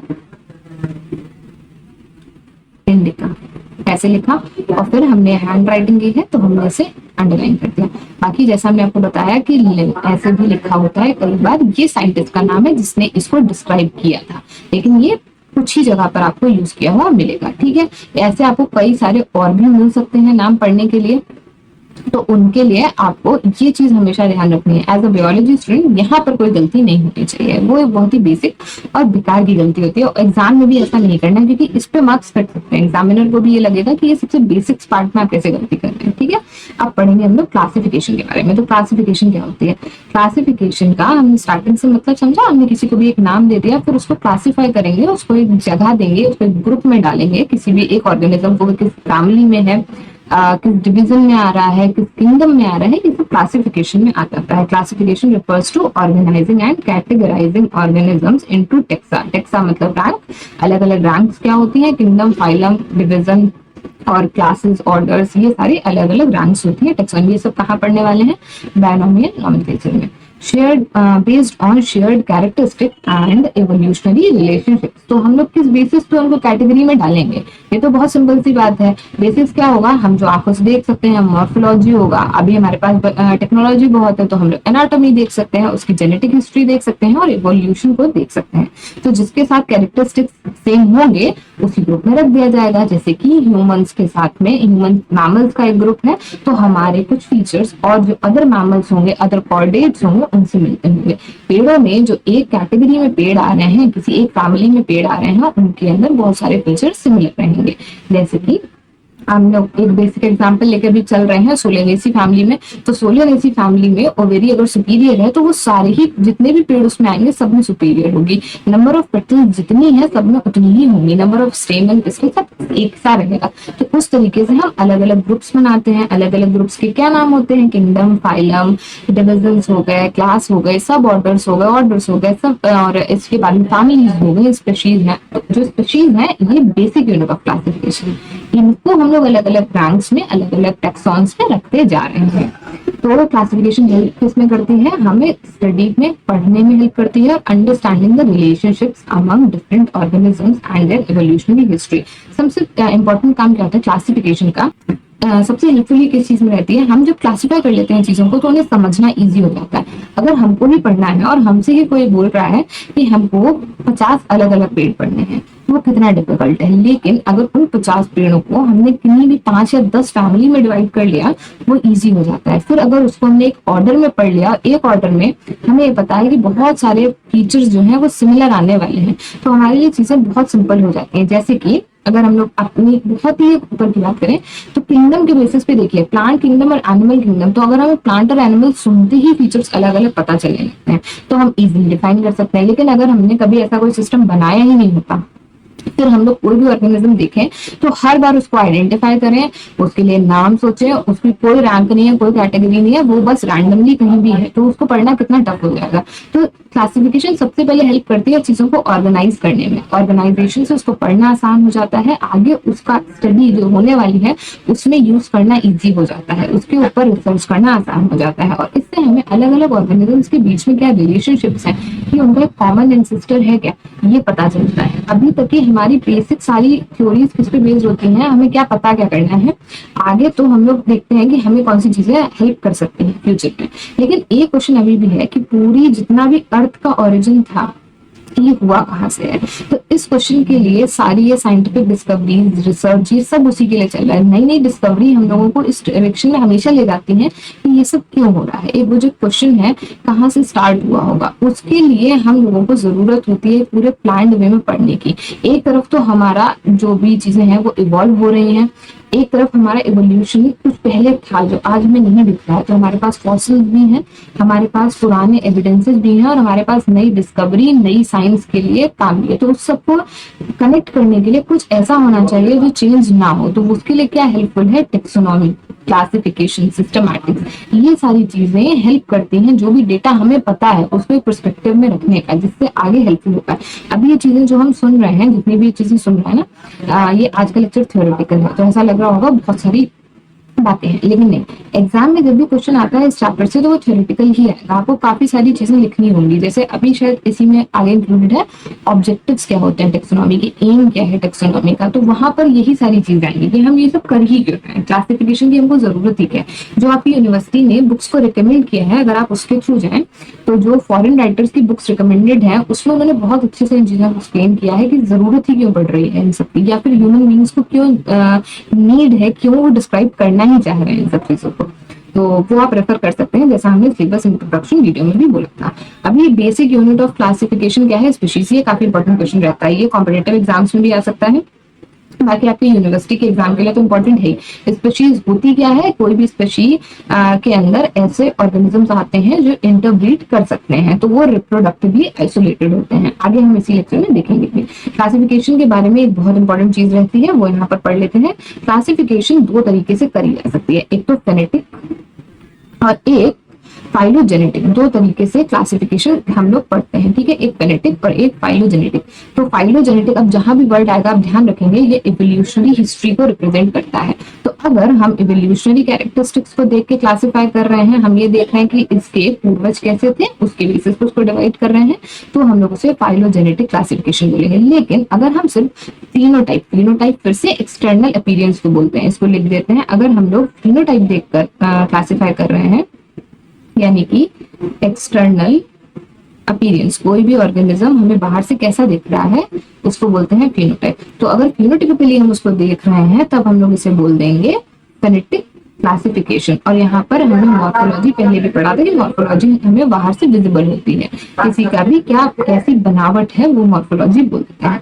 तो ये चीज हमें पता चल गई कि फेनेटिक और फाइलोजेनेटिक क्लासिफिकेशन क्या होती है, बेसिक क्या है इसका, कैसे हमने डिवाइड किया, बेसिस क्या है कि हम पढ़ क्या रहे हैं, देख क्या रहे हैं, हम देख रहे हैं वो फिजिकली दिखता कैसा है या फिर उसकी इवोल्यूशनरी हिस्ट्री क्या थी, इस बेसिस पे डिवाइड कर रहे हैं। ठीक है, अब हम लोग देखते हैं हमारी नेक्स्ट स्लाइड। फिर आगे हम लोग अपने न्यू टॉपिक पे कि ऑब्जेक्टिव्स क्या है टेक्सोनॉमी के, हम लोग ये सब पढ़ रहे हैं तो क्यों पढ़ रहे हैं, एम क्या है, क्या करना चाहते हैं इस सबको पढ़कर। तो सबसे पहले हमारी एक बेसिक ह्यूमन नेचर क्यूरोसिटी हम लोगों की जो है, जब से इंसान रहा है वो क्यूरियस है, हम सब क्यूरियस है। तो जितने भी प्लांट्स हमारे आसपास हैं अर्थ पे उनको समझने के लिए, तो सबसे इंपॉर्टेंट क्या है, to know all the plants. तो जितने भी प्लांट्स अवेलेबल हैं हमारे आसपास उनको समझने के लिए। इसके बाद में हम लोगों के पास में कोई भी रेफरेंस सिस्टम होना चाहिए, हम कुछ भी नया देखते हैं ना तो उसको देखने के लिए हमारे पास कोई रेफरेंस सिस्टम रहेगा तो हम लोग उसको इजीली पढ़ पाएंगे। इसके लिए हम लोग देखते हैं टेक्सोनॉमी इसलिए पढ़ रहे हैं तो हर एक प्लांट जो हमें आसपास दिख रहा है उसको यूनिवर्सल नेम देना है। देखिए यूनिवर्सल नेम इंपॉर्टेंट है, हम किसी चीज को यहाँ पे डिस्क्राइब करते हैं, कोई पेड़ देखते हैं और उसको बोल देते हैं ये ABCD ऐसे XYZ कोई भी पेड़ है और ये जहरीला है, और हमने ये बात कहीं और किसी और कंट्री में पहुंचानी है और हमने वहां पर इसको बोला तो कुछ और, लेकिन उन्होंने अपनी लैंग्वेज में ABCD को कुछ और ट्रांसलेट कर लिया, लेकिन वो सही मीनिंग नहीं पहुंचा वहां तक, तो क्या वो चीज सही हो पाएगी, ऐसा नहीं है। इसीलिए साइंटिस्ट यूनिवर्सल चीजों को यूज करते हैं, नाम हो गए, यूनिट्स हो गए, मेजरमेंट्स हो गए, वो एक सी रहते हैं। जैसे आपने फिजिक्स में ये चीज कभी पढ़ी होगी कि हम लोग क्यों मीटर को टाइम के लिए, सेकंड को हाइट के लिए मीटर को क्यों यूज करते हैं, क्योंकि वो कंट्री वाइज या फिर जोन वाइज चेंज नहीं होता, हर जगह पे सेम रहता है। सिमिलरली बॉटनी में, बायोलॉजी में हम लोग ऐसे नेम्स को पढ़ते हैं बायोनॉमियल नॉमेनक्लेचर के थ्रू कि जगह बदलने के साथ या टाइम बदलने के साथ वो नाम ना बदला जाए। इवन जो हमारा बायोनॉमियल नॉमेनक्लेचर है इसका एक रूल ये भी होता है, जैसे जैसे आगे डिस्कवरी होती जा रही है, टेक्सोनॉमिक ग्रुप्स बढ़ते जा रहे हैं, हमारी समझ भी बदलती जाती है। किसी पेड़ को आज हमने अगर रखा डायकॉट्स में और उसकी सारी कैरेक्टरिस्टिक्स मैच कर रही हैं, लेकिन कल को अगर डायकॉट्स में कोई सब डिविजन बन जाता है और वो चेंज हो जाता है तो उसका नाम वही रहेगा जो हमने सबसे पहले रखा था, मैंने कुछ भी कैरेक्टरिस्टिक चेंज हो जाए। तो ये सारी चीजें क्यों रखी गई हैं कि टाइम के साथ में वो इन्फॉर्मेशन सही से ट्रांसमिट हो सके। ठीक है, तो नाम से क्या होता है, एक कम्युनिकेशन सही बन पाती है अलग अलग देशों के साइंटिस्ट के बीच में भी। एक हम लोगों को कोहेरेंट और यूनिवर्सल सिस्टम ऑफ क्लासिफिकेशन बनाना है जो कंट्रीज में चेंज ना हो, अलग अलग कंट्री में चेंज नहीं हो जाए। फिर हम लोगों को यहाँ पे क्या गिवन है, to provide classification which is based on natural affinities of organism as far as possible. एक इंपॉर्टेंट चीज क्या होती है, जब हम लोग एक सही तरीके से किसी भी चीज को पढ़ रहे हैं तो हम लोग उसमें सारी चीजें कंसिडर कर रहे हैं। जैसा हमने बोला कि अभी जो मॉडर्न टाइम में हम लोग क्लासिफाई कर रहे हैं तो हर एक चीज को ओवरऑल होलिस्टिक अप्रोच है हमारी, ये नहीं है कि सिर्फ बाहर से सिमिलर दिख रहा है तो उसको क्लासिफाई करते हैं, क्या सिमिलैरिटीज है, डिसिमिलैरिटीज है उसे देखना। तो इससे हमारी जो स्टडी है अच्छे से एक बेटर वे में प्लान भी हो पा रही है। तो हम इस चीजों को ऐसे पढ़ रहे हैं जितना अच्छे तरीके से क्लासिफाई कर सकते हैं उस तरीके से करें और वैसे पढ़ें, उसके लिए टेक्सोनॉमी जरूरी है। फिर हमें क्या चाहिए, हम एक इन्वेंट्री बना पाए, हमारे आसपास जितने भी पेड़ पौधे हैं उनको हम लोग एक तरीके से क्लासिफाई कर लेंगे तो उसकी इन्वेंट्री बना सके। ये काम भी है टेक्सोनॉमी के थ्रू। फ्लोरा क्या होता है, फ्लोरा जितने भी पेड़ पौधों को इंक्लूड करता है, फौना में एनिमल्स इंक्लूडेड है। फिर detection of evolution at birth, जो फिर जो हमारी क्लासिफिकेशन है, टेक्सोनॉमी है, इसका एक एम ये भी रहता है कि हम लोग जो भी इवोल्यूशन देख रहे हैं ना उसको पढ़ सकें। तो प्रोसेस जितना इवोल्यूशन का चल रहा है उसका क्या रिजल्ट होने वाला है इसको कुछ बेसिस पे हम लोग इंटरप्रेट भी कर पाए। बाकी एक इंटीग्रेटिंग और unifying role in the training of biology students, हम लोगों के लिए भी इसका रोल है। जो भी स्टूडेंट्स हैं बायोलॉजी के, जो भी इसको पढ़ रहे हैं, आगे पढ़ना चाहते हैं, उनको अलग अलग ऑर्गेनिजम्स के बीच के रिलेशनशिप, अलग अलग फील्ड्स के बीच के रिलेशनशिप समझने के लिए और एक डेटा समझने के लिए टेक्सोनॉमी और क्लासिफिकेशन रोल प्ले करता है। जितनी भी फील्ड्स है ना, जो मॉडर्न साइंस की फील्ड्स हैं, मॉडर्न बायोलॉजी की फील्ड्स हैं, साइटोजेनेटिक्स हो गया, मॉलिक्यूलर बायोलॉजी हो गया, या फिर जो भी हम लोग टेक्नोलॉजी से रिलेटेड चीजें पढ़ रहे हैं जिसमें बायोलॉजी का यूज है, माइक्रोब्स का यूज है, ऑर्गेनिजम्स का यूज है, उस सबका बेसिस टेक्सोनॉमी ही है। ये बेसिक फॉर्म ऑफ साइंस है, बेसिक फील्ड ऑफ साइंस है, बेसिक ब्रांच ऑफ साइंस है, लेकिन इसका रोल है हर एक, जितनी भी कैटेगरी है, डिफरेंट डिफरेंट ब्रांचेस हैं, उनमें रोल है इसका। तो ये बेस है पूरी एक हमारी बायोलॉजी है। ठीक है, चलते हैं नेक्स्ट स्लाइड पर। अब हम लोग पढ़ेंगे एक इंपॉर्टेंट टॉपिक आपके एग्जाम के पॉइंट ऑफ व्यू से, फंडामेंटल कंपोनेंट्स ऑफ टेक्सोनॉमी। सबसे पहले बेसिक समझते हैं। टेक्सोनॉमी हमने बात कर ली, एक बेसिक साइंस है, फंडामेंटल साइंस है, इसकी जरूरत हमको बाकी सारे डिसिप्लिन्स को पढ़ने के लिए होती है। इसके बेसिक कंपोनेंट्स क्या है? सबसे पहले हमने कोई भी ऑर्गेनिज्म देखा, हम उसको समझते हैं, हम उसको डिस्क्राइब करते हैं, उसको आइडेंटिफाई करते हैं, उसका एक नाम देते हैं, उसको क्लासिफाई कर लेते हैं। ये सारी चीजें हैं बेसिक्स, टेक्सोनॉमी में आ गई है। तो इसको हम लोग बोलते हैं अल्फा टेक्सोनॉमी। ये सबसे फंडामेंटल टाइप की टेक्सोनॉमी की स्टेज है। जब हमने इस ऑर्गेनिज्म को अभी इसको पढ़ लिया, अब हम इसको एक कैटेगरी में रखेंगे उन ऑर्गेनिजम्स के साथ में जिसकी कैरेक्टरिस्टिक्स इससे मिलती जुलती हैं। हमने इसको कंपेयर किया, इसकी एफिनिटीज यानी कि सिमिलैरिटीज क्या है अलग अलग ऑर्गेनिज्म से, उनसे मैच करा, एक ग्रुप बनाया, अलग अलग ग्रुप्स बनाया उस तरीके से, और एक सिस्टम बनाने का ट्राई किया। इसको हम लोग बोल देते हैं अल्फा के बाद बीटा टेक्सोनॉमी। फिर आता है गामा टेक्सोनॉमी। जितनी भी स्पीशीज हमने देखी, सबसे पहले हमने एक ऑर्गेनिज्म देखा, उसकी स्पीशीज देखी, उसकी एक फैमिली देखी, ऑर्डर देखे। ये सारी चीजें जैसी भी बनी है ऐसी बनी क्यों है, कैसे बनी है, स्पेशिएशन यानी कि नई स्पीशीज कैसे बन रही है, ये सारी प्रोसेस कैसे हो रही है, एवोल्यूशन कैसे हो रहा है, क्यों हो रहा है। जब हम लोग ये सब पढ़ते हैं, इन सारी चीजों के पीछे व्हाट एंड हाउ, इसको पढ़ते हैं, तब हम लोग जाते हैं एडवांस फॉर्म ऑफ टेक्सोनॉमी यानी कि गामा टेक्सोनॉमी में, जो कि थर्ड स्टेज है। और जो फाइनल और एक एस्पायरिंग स्टेज होती है, जो कि हमारा एक ऐसे हम लोग प्लानिंग करते हैं ना चीजों की, तो जो प्लानिंग है अभी भी वो है जो फाइनल स्टेज ऑफ टेक्सोनॉमी है, जो अभी हर एक साइंटिस्ट चाहता है कि हम लोग ने जितनी भी चीजें पढ़ी हैं इन सबको फाइनली समराइज कर दें। तो हमारा आखिरी एम क्या है इस फील्ड का, कि आखिरी एम यही है जितने भी ऑर्गेनिज्म हमको दिख रहे हैं या जो आगे इवॉल्व होकर भी बनने वाले हैं, जो हम लोग देख पाएंगे या जो हमसे पहले थे, उन सबको हम लोग अच्छे से क्लासिफाई कर दें, उनको एक नाम दे दें, उनका पूरा एक डेटा बना के वो कैसे कनेक्टेड है और ऑर्गेनिजम्स के साथ में पूरी इवोल्यूशनरी हिस्ट्री क्या है, इन सब चीजों की एक पूरी फॉर्मेट बनाना, इसको एक तरीके से पूरा रखना, ये आता है लास्ट स्टेज ऑफ टेक्सोनॉमी या फिर ओमेगा टेक्सोनॉमी में। तो ये सुनने में जितना इंटरेस्टिंग लग रहा है ऑब्वियसली उतना ही टिपिकल भी है। तो ये एस्पायरिंग स्टेज है, ये अभी तो नहीं हुई है, तो ये हमारा फाइनल एम है टेक्सोनॉमी का। तो ये बेसिक था। हम लोग इसको फंडामेंटल कंपोनेंट्स क्या है मतलब टेक्सोनॉमी के, हम लोग एक लेवल से पढ़ते हैं। सबसे इजी लेवल अल्फा, फिर थोड़ा सा उसको टिपिकल करेंगे तो बीटा लेवल, फिर हम लोग उसके इवोल्यूशन पे जाने लगेंगे, उसके डेवलपमेंट पे जाने लगेंगे, तब गामा टेक्सोनॉमी आती है। और जब लास्ट स्टेज क्या है ओमेगा टेक्सोनॉमी। जब हम इस सब को कंपाइल करके एक पूरा पर्सपेक्टिव बनाना चाहते हैं कि हमने जो भी पढ़ा है, जो पढ़ने वाले हैं, उसको कैसे क्लासिफाई किया है, तो वो आता है ओमेगा टेक्सोनॉमी। अब हम लोग डेफिनेशन पढ़ लेते हैं जो आपको एग्जाम्स में लिखनी पड़ेगी, ठीक है। तो अल्फा टेक्सोनॉमी क्या होती है? ये डिस्क्रिप्टिव टेक्सोनॉमी है। हम लोग जो बेसिक पढ़ते हैं ना टेक्सोनॉमी का एक ऑर्गेनिज्म के लिए, वही अल्फा टेक्सोनॉमी में आता है।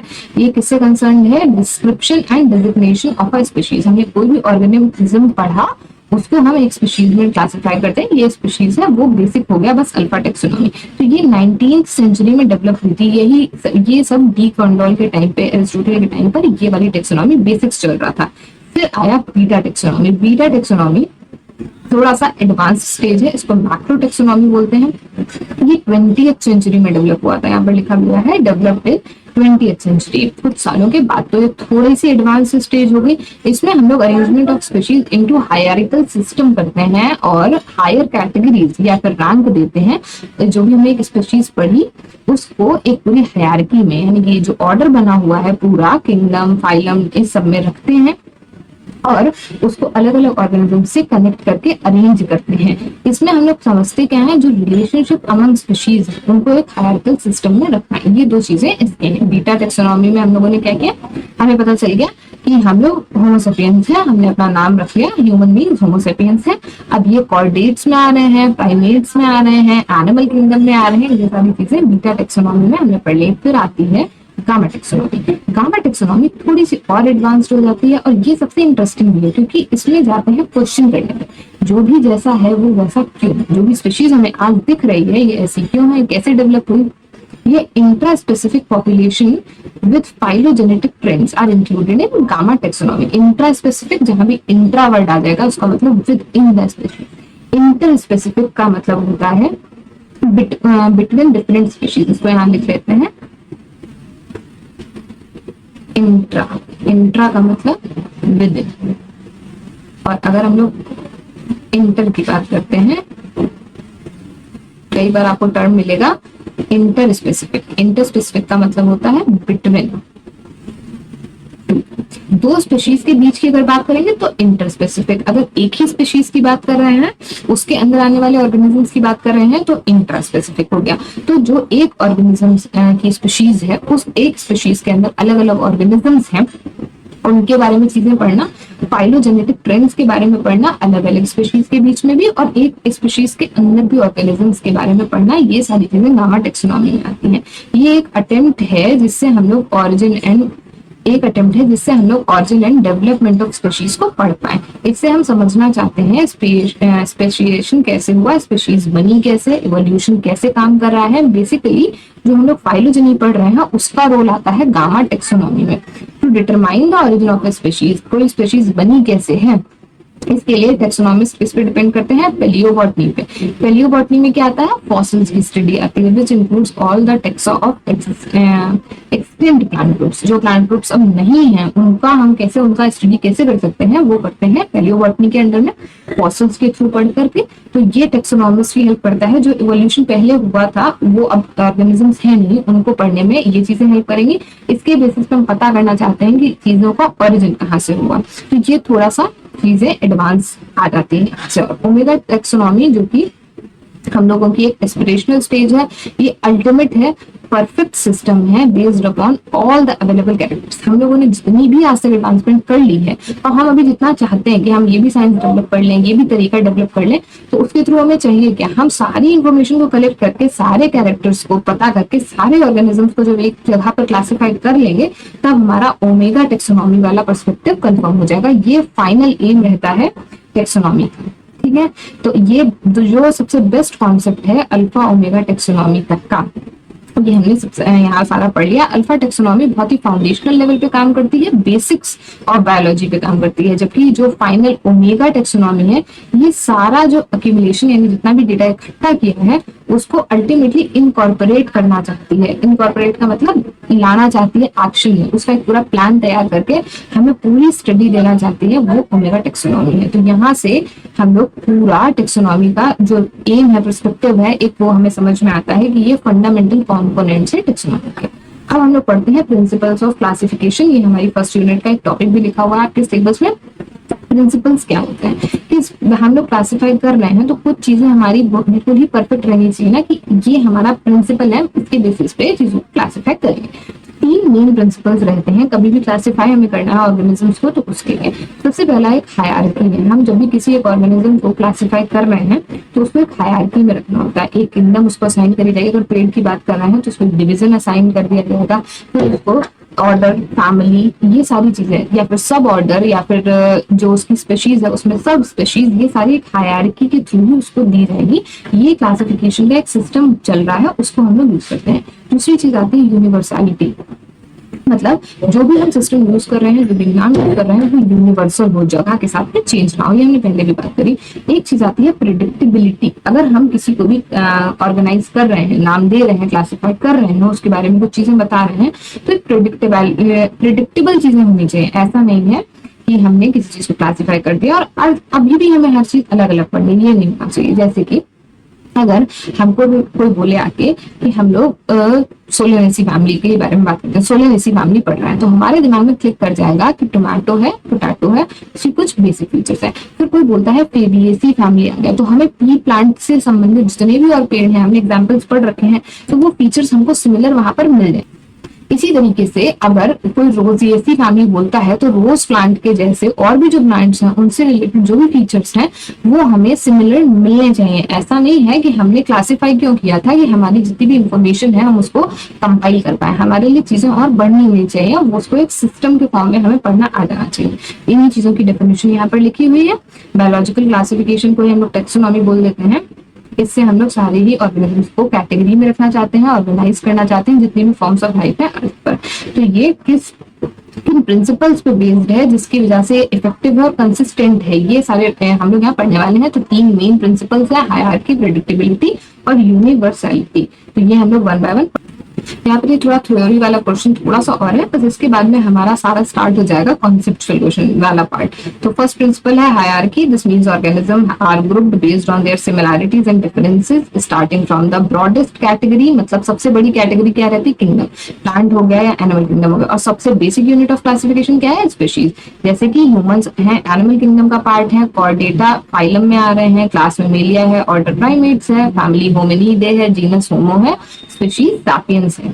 ठीक है, तो ये जितना भी लेवल ऑफ हायरार्की है इसको टेक्सोनॉमिक रैंक कहते हैं या फिर टेक्सॉन कहते हैं। Includes more specific characteristics of an organism with in it. जैसे जैसे हम लोग किंगडम से फाइलम पे आते हैं, फाइलम से क्लास पे आते हैं, वैसे वैसे नंबर ऑफ कैरेक्टर्स जो होते हैं वो स्पेसिफिक होते चले जाते हैं। जैसे कि होमो सैपियंस, हम लोग होमो सैपियंस हैं तो ह्यूमंस की कैरेक्टरिस्टिक्स बहुत सिमिलर है। लेकिन जब हम बात करें ऑर्डर प्राइमेटा, तो ऑर्डर प्राइमेटा में दो चिंपांजी भी आ जा रहा होगा, मंकी भी आ जा रहा होगा, तो उससे हमारे फीचर्स तो बहुत डिफरेंट है, लेकिन कुछ कॉमन फीचर्स होंगे, उस वजह से हम लोग एक ऑर्डर में आ रहे हैं। लेकिन हमारे पर्सनल लेवल पे जब हम लोग और नीचे के लेवल पर आते हैं, स्पीशीज के लेवल पर, तब वो डिफरेंसेस अच्छे से क्लियर होते हैं। तो यही चीज हमें हायरार्की में बताई गई है कि ऐसा नहीं करना है, रैंडमली प्लेस कर दिया जा रहा है, एक हायरार्की के थ्रू प्लेस किया जा रहा है कि अगर कोई पढ़ेगा या अगर कोई क्लासिफाई करेगा कि एक ऑर्डर में रखना है, तो कुछ बेसिक फीचर्स होंगे। जैसे हम लोगों को मेमेलिया क्लास में रखा गया, तो मेमेलिया में ही क्यों रखा गया, हायरार्की क्या कह रही है, हायरार्की के अकॉर्डिंग क्लास में एक फीचर सेम है, इस क्लास में रखने के लिए मैमल्स की बॉडी पे हेयर है या फिर ममेरी ग्लैंड्स प्रेजेंट है, तो जितने भी इस क्लास में आ रहे होंगे उन सब में ये वाला फीचर कॉमन होगा। तो ये हायरार्की का प्रिंसिपल रहता है। सेकंड प्रिंसिपल आता है प्रेडिक्टेबिलिटी का। जब भी हम लोग किसी ऑर्गेनिज्म को पढ़ रहे हैं तो उसके बाकी फीचर्स को प्रेडिक्ट कर पाए, एक उसकी अगर हमें कैटेगरी या फिर रैंक पता चल जा रही है, तो the classification system should be able to predict the characteristic of an organism based on its position in the hierarchy. जैसे बोला गया कि अगर हमें पता चल जाए कि मैमेलिया है क्लास, तो हमें कुछ फीचर्स तो पता चलने ही है कि ये मेमोरी ग्लैंड्स इसमें होंगी, ये बॉडी पे बॉडी हेयर्स प्रेजेंट होंगे, तो ऐसे फीचर्स पता चल जाने चाहिए। यहाँ पर एग्जाम्पल में भी मैमल्स का ही एग्जाम्पल गिवन है। कॉमन कैरेक्टरिस्टिक्स क्या है सभी मैमल्स की बॉडी पे हेयर हो गया, फर होगा और एक मेमोरी ग्लैंड्स प्रेजेंट होंगे, तो ये प्रेडिक्टेबिलिटी होनी चाहिए। ऐसे ही पेड़ों में भी होता है कि अगर हम लोग इसको एंजियोस्पर्म में मान लीजिए डिवाइड कर रहे हैं, डिवीजन में डाल रहे हैं एंजियोस्पर्म्स में, तो एंजियोस्पर्म में क्या कॉमन रहेगा कि वो फ्लावर्स तो सब में होंगे ही होंगे, फ्लावर वेस्कुलर बंडल्स के बारे में बहुत सारी चीजें हमें पता चल जाएंगी। अगर हम बोलते हैं डाइकॉट्स, तो तुरंत हमारे दिमाग में आ जाएगा कि दो कॉटिलेडन्स होंगे ही होंगे। तो ये प्रेडिक्टेबिलिटी होनी चाहिए, ऐसा नहीं है कि चीजें रैंडम होती जाए, तभी क्लासिफिकेशन की मदद है हमें, हमारे लिए हेल्पफुल है अगर वो प्रिडिक्टेबल है, यूनिवर्सल है और एक हायरार्की में है।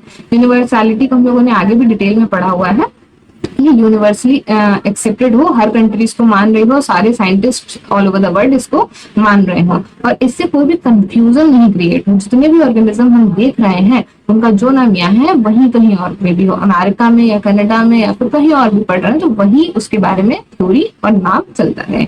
लैंग्वेज कौन सी यूज करते हैं, लैटिन लैंग्वेज या फिर ग्रीक लैंग्वेज, क्योंकि ये डेड लैंग्वेजेस है, इनमें कोई भी नए वर्ड्स ऐड नहीं होंगे तो कंफ्यूजन के चांसेस कम हो जाते हैं।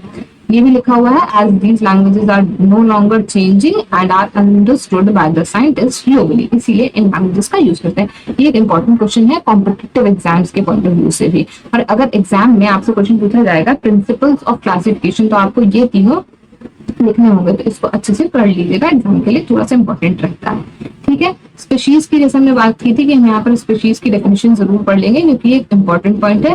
स्पीशीज क्या है, बेसिक यूनिट है क्लासिफिकेशन की, सबसे जो हम लोग लोएस्ट लेवल पे चीजें पढ़ रहे होते हैं वो स्पीशीज होती है, बेसिक लेवल पे जो चीजें पढ़ रहे होते हैं। तो स्पीशीज फंडामेंटल यूनिट है क्लासिफिकेशन की। जनरली इसको डिफाइन कैसे करते हैं, ऑर्गेनिजम्स हैं जो कि इंटरब्रीड कर सकते हैं, group of organisms that can interbreed. इसके लिए एक और टर्म हमारी एनसीईआरटी में पहले लिखा रहता था जो कि एग्जाम्स में पूछा जाता है, स्पीशीज के अंदर के जितने भी ऑर्गेनिजम्स होंगे वो रिप्रोडक्टिवली आइसोलेटेड होते हैं, मतलब with in species he reproduction possible है। विदाउट अगर कोई दो अलग अलग स्पीशीज के ऑर्गेनिजम्स आपस में रिप्रोड्यूस कर रहे हैं तो वो फर्टाइल प्रोजेनी नहीं बनाते हैं। जैसे एग्जाम्पल के लिए हॉर्स का एग्जाम्पल आपने पढ़ा होगा और एस का, तो अगर हॉर्स और एस की क्रॉसिंग करा दी जाती है तो म्यूल बनता है जो कि इनफर्टाइल होता है। जो खच्चर आपने सुना होगा वो इनफर्टाइल होता है क्योंकि वो अलग अलग दो स्पीशीज के ऑर्गेनिजम्स की इंटरब्रीडिंग कराने से बनता है। तो एक स्पीशीज का यहाँ से हमें क्या पता चलता है, रिप्रोडक्टिवली आइसोलेटेड होती है।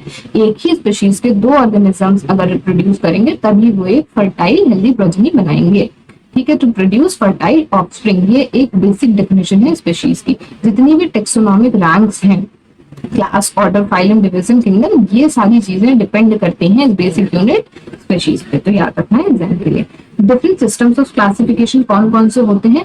डिफरेंट सिस्टम्स हम लोग अभी पढ़ेंगे साइंटिस्ट के अकॉर्डिंग, कौन कौन से, जो कि आपके एग्जाम में डिटेल में गिवन भी है कि बेंथम हुकर ने कौन सा दिया, एरिस्टोटल ने कौन सा दिया, हचिंसन ने कौन सा दिया, और इनकी मेरिट्स डिमेरिट्स क्या है, ये सब हम आगे पढ़ने वाले हैं। पर अभी के लिए हम लोग उसको ऐसे देख लेते हैं कि किस बेसिस पे इन्होंने डिवाइड, उसके बेस पे नाम क्या दिया गया है। एक आर्टिफिशियल होता है, नेचुरल, एक फाइलोजेनेटिक सिस्टम ऑफ क्लासिफिकेशन हम पढ़ने वाले हैं।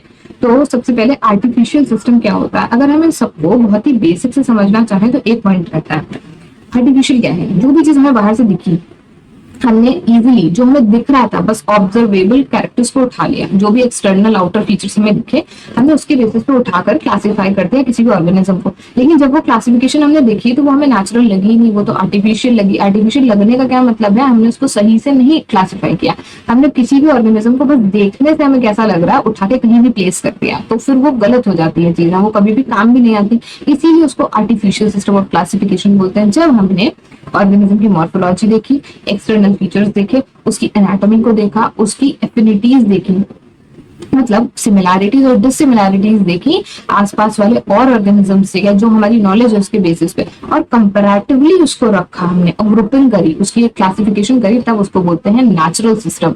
वो बहुत ही एक्यूरेट तो नहीं है लेकिन एक लेवल तक की हमको एक्यूरेसी प्रोवाइड कर देता है। सबसे ज्यादा एक्यूरेट कौन सा सिस्टम होगा? जब हम लोग इवोल्यूशनरी हिस्ट्री को भी इंक्लूड कर लेंगे।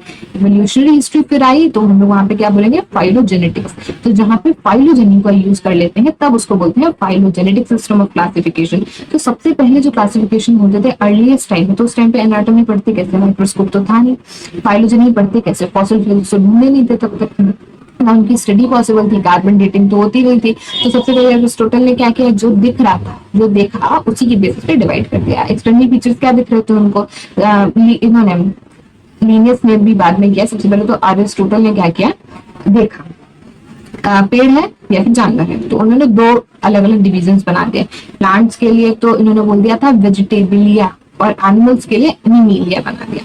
फिर प्लांट्स को अलग डिवाइड कर दिया हर्ब, श्रब और ट्री में, और एनिमल्स को डिवाइड कर दिया था कि वो पानी में रह रहे हैं या फिर जमीन में रह रहे हैं, इस बेसिस पे। तो प्रॉब्लम कहाँ पे? अब जैसे कि पानी में तो मछलियां भी हैं, नॉर्मल फिशेस भी हैं, पानी में डॉल्फिन भी है, व्हेल भी है, पानी में टॉर्टोइस भी है, तो ये क्रोकोडाइल भी है। ये कितने ही डिफरेंट है, लेकिन एरिस्टोटल ने इन सबको एक में रख दिया था। जब अभी हम लोग पढ़ते हैं, अगर आपने क्लास 12th में पढ़ा होगा एनिमल किंगडम, तो आपको पता होगा फिशेस ही कितने अलग अलग टाइप्स की होती है। फिर उसमें व्हेल तो अलग क्लास में आ जाती है, और जो डॉल्फिन है वो अलग उसमें चली जाती है। ऑक्टोपस हो गया, ये अलग फाइलम में चला जाता है। तो ये अलग अलग फाइलम वगैरह का डिवीजन अब आया है जब हम लोगों ने नेचुरल एफिनिटीज देखी है, एवोल्यूशन देखा है तब।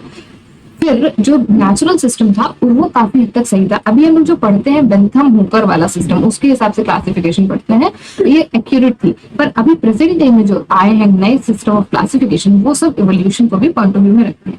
तो अभी आपको टेंशन नहीं लेनी, ये सारी चीजें हम लोग काफी डिटेल में पढ़ेंगे, क्योंकि ये तो हमारे सिलेबस का मेन पार्ट ही है। अभी के लिए बस हम लोगों को क्या करना है, जो ये हम आज पढ़ने वाले हैं, हमें इनकी डेफिनेशन पढ़नी है कि एग्जाम में अगर क्वेश्चन आता है कि आर्टिफिशियल सिस्टम होता क्या है तो हमें पता हो, फिर हम इसे मार्क्स के अकॉर्डिंग ही लिखेंगे। अगर हमसे ये 2-4-5 मार्क्स में पूछा जाता है कि आर्टिफिशियल सिस्टम क्या है क्लासिफिकेशन का, तो हमने बेसिक डेफिनेशन लिख दी, एरिस्टोटल का एग्जाम्पल दे दिया। लेकिन अगर यही 15 मार्क्स में आता है कि आर्टिफिशियल सिस्टम क्या है, तो हमको फिर एरिस्टोटल वाला एक्सप्लेन करना पड़ेगा। अगर हमसे फाइलोजेनेटिक पूछ रहे हैं तो हमको हचिंसन वाला एक्सप्लेन करना पड़ेगा। अगर नेचुरल सिस्टम ऑफ क्लासिफिकेशन का डिटेल पूछ रहे हैं तो हमको बेंथम हुकर को एक्सप्लेन करना पड़ेगा। आज हम लोग यहाँ पर सिर्फ डेफिनेशन ही देखने वाले हैं, बाकी सारी चीजें नेक्स्ट लेक्चर से पढ़ेंगे। तो आर्टिफिशियल क्लासिफिकेशन में यूटिलेरियन का मतलब क्या होता है? सिर्फ हमें उस टाइम पे यूज करना था, इसलिए हमने अपने यूज कर सके इसलिए उसको केवल डिवाइड कर लिया। खा सकते हैं, जहरीला तो नहीं है, जहरीला है, हमारे लिए दवा की तरह काम आ सकता है, नहीं आ सकता है, इस बेसिस पे हम कैसे यूज करें वहां हमने डिवाइड कर दिया। ये आर्बिट्री होता है, यानी कि रैंडम है, बहुत ज्यादा इसके पीछे साइंस नहीं लगाई गई है। इजिली ऑब्जर्वेबल कैरेक्टर्स है जो हमें दिख रहा है, किस कहाँ रह रहा है, क्या कलर है, क्या उसकी कुछ फीचर्स हमें बाहर से दिख रहे हैं, नंबर क्या है, फॉर्म क्या है, सिमिलर फीचर्स को देख के आर्टिफिशियल सिस्टम ऑफ क्लासिफिकेशन बना दिया जाता है। लीनियस ने क्या यूज किया था? सेक्सुअल सिस्टम यूज किया था। इन्होंने नंबर ऑफ स्टेमन और पिस्टिल का यूज किया था, मतलब ओवरी और जो एंथर फिलामेंट वाला है, स्टेमन वाला, उसका कितना नंबर है उसको काउंट करके इन्होंने बनाया था। तो ये भी बहुत गलती किया था इन्होंने, बहुत ही जो क्लोजली रिलेटेड थे ऑर्गेनिजम्स उनको अलग अलग रख दिया था, और जो डिस्टिंक्ट थे मतलब बिल्कुल ही कनेक्टेड नहीं थे उनको सेम ग्रुप में डाल दिया था। तो utilized the number of stamens for primary classification of the flowering plants. इन्होंने एंड्रोशियम जो होता है उसके नंबर काउंट किए, एंड्रोशियम यानी जो मेल पार्ट रहता है फ्लावरिंग प्लांट्स का, उसके नंबर को काउंट किया और उस बेसिस पे इन्होंने फ्लावरिंग प्लांट्स को डिपेंड कर दिया, लेकिन वो एक्यूरेट थी ही नहीं सिस्टम ऑफ क्लासिफिकेशन। यहाँ पे थोड़ा सा डिटेल गिवन है एरिस्टोटल के बारे में। एरिस्टोटल का सिस्टम को हम लोग एक तो आर्टिफिशियल क्लासिफिकेशन सिस्टम का एग्जांपल मानते हैं। ये एक बहुत ही रिनोन्ड फिलोसफर थे, तो मोर ओवर इनका जो क्लासिफिकेशन था ये साइंस से ज्यादा फिलोसफी पे बेस्ड था। उस टाइम पर इन्होंने ग्रीक पीरियड में उसको डिवाइड किया था और दो मेन किंगडम्स बनाई थी, प्लांट और एनिमल। फिर प्लांट्स को इन्होंने डाल दिया था कि या तो वो श्रब होगा, हर्ब होगा, यानी कि छोटा रहेगा तो वो पेड़ में हर्ब श्रब में डाल दिया, और बड़ा हो गया तो वो पेड़ हो गया, ट्रीज में डाल दिया। सिमिलरली इन्होंने एनिमल्स को भी एयर ड्वेलर्स यानी कि बर्ड्स को, लैंड में ह्यूमन बीइंग्स को, और वैसे हम जैसे और भी जो हैं जानवर रह रहे हैं, कीड़े मकोड़े हैं, उनको डाल दिया। वाटर ड्वेलर्स में इन्होंने मछली वगैरह सबको डाल दिया। लेकिन ये जो था ये फर्स्ट अटेम्प्ट था कैटेगराइज करने का, सबसे पहला अटेम्प्ट था, और इसके अलावा ये फिक्स नहीं थे इसमें पोजीशन किसी की भी, क्योंकि ये साइंटिफिक ही नहीं था, इसीलिए ये आर्टिफिशियल देखने से ही लगता था। तो ये फेल हो गए थे अपने अटेम्प्ट में। एक्चुअली फेल उस टाइम के हिसाब से तो ये बहुत ही रिवोल्यूशनरी रहा होगा, पर अभी के टाइम पे इसको फेल ही बोलते हैं। ये बेसिक्स है, ये आप डायग्राम देख सकते हैं कि इन्होंने कैसे एक्सप्लेन किया था। इन्होंने लिविंग थिंग्स को सबसे पहले लिया, लिविंग थिंग्स में प्लांट्स और एनिमल्स, इसको नाम दिया था प्लांटिक, और एनिमल्स को नाम दिया था वेजिटेबल, एनिमल्स को नाम दिया था एनिमेलिया, और प्लांट्स को नाम दिया था वेजिटेबलिया। तो उसमें इन्होंने हर्ब, शर्ब और ट्रीज को डाल दिया, एयर ड्वेलर्स, लैंड ड्वेलर्स और वाटर ड्वेलर्स एनिमल्स को डाल दिया था। तो ये तो इनका बेसिक हो गया। फिर हम लोग देख सकते हैं फिर उसके बाद में क्या हुआ था, ये जो था टाइम, इस टाइम पे इन्होंने कैटेगराइज कर दिया, लेकिन उसके बाद में बहुत सारे साइंटिस्ट आ गए थे जो बिलीव करने लगे थे कि सारी चीजें भगवान ने बनाई हैं। थ्योरी ऑफ स्पेशल क्रिएशन पे आ गए थे कि भगवान ने सारी स्पीशीज को जैसा बनाया है वैसा ही बनाया है, वो एवोल्यूशन में मानते ही नहीं थे। तो बहुत टाइम तक इन थ्योरीज पे ही वो चलता रहा था कि मतलब स्पेशल क्रिएशन है, पेनिस्पर्मिया है, ये सारी ओरिजिन ऑफ लाइफ वाली स्पीशीज चली। फिर चार्ल्स डार्विन है जिन्होंने बताया कि एवोल्यूशन क्या है, स्ट्रगल फॉर एग्जिस्टेंस है हमारे नेचर में। जो स्पीशीज सबसे ज्यादा रिप्रोड्यूस करेगी, सबसे अच्छे से सरवाइव कर पाएगी, वही आगे बचेगी। सर्वाइवल ऑफ द फिटेस्ट, जो सबसे फिट होगी वही नेचुरल सिलेक्शन के थ्रू आगे सरवाइव कर पाएगी। तो ये चार्ल्स डार्विन ने बताया था। तब तक की ओरिजिन ऑफ लाइफ में कॉन्सेप्ट ऑफ गॉड और कॉन्सेप्ट ऑफ स्पेशल क्रिएशन बहुत चल रहा था। उस टाइम पर बहुत ज्यादा डिस्कवरीज नहीं देखी है।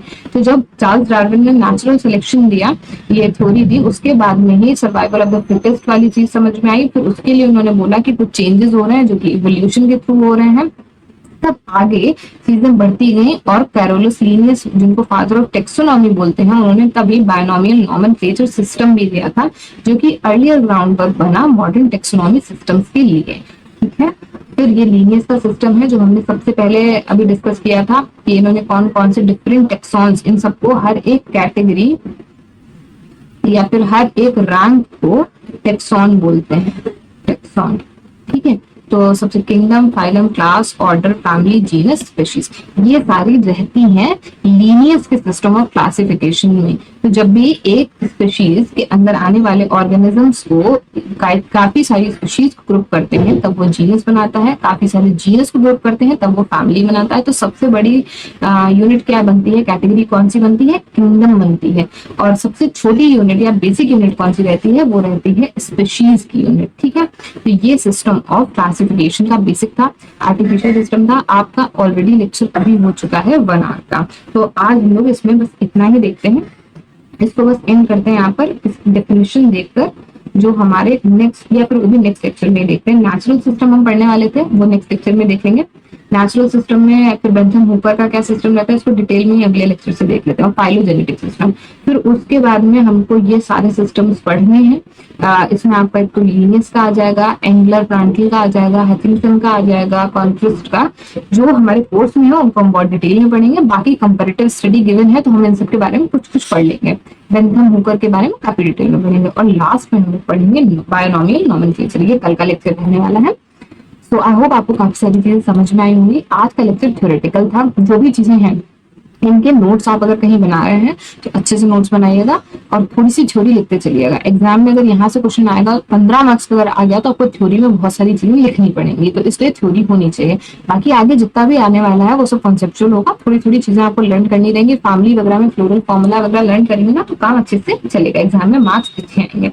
यहाँ से आपके कॉन्सेप्ट क्लियर होंगे। डेफिनेशन के लिए अगर एग्जाम में 3 मार्क्स 5 मार्क्स में आता है तो वो सब आपको पता होना चाहिए। आज के लेक्चर में सबसे इंपॉर्टेंट क्या था, एक तो आपको फंडामेंटल्स जो थे, fundamental components of taxonomy, alpha beta और गामा टेक्सोनॉमी, इसके बारे में बहुत अच्छे से पढ़ लेना है। इसके अलावा हम लोगों ने जो natural system of classification, artificial system of classification की बात की, तो आज तो हमने आर्टिफिशियली पढ़ा, उसको आपको समझ लेना है बहुत अच्छे तरीके से। बाकी जो बेसिक्स पढ़े हैं इनकी एक बार डेफिनेशन रीड कर लीजिएगा, और जो आपको यूनिवर्सिटी में कुछ बुक्स रेफर करी है, कुछ बुक्स आपको ऑनलाइन मिल जाएंगी या फिर अपने कॉलेज की जो लाइब्रेरी है या टीचर्स हैं, फैकल्टीज हैं, उनसे रेफर करिए और वो बुक्स लेकर एक बार पढ़ने का ट्राई करिए।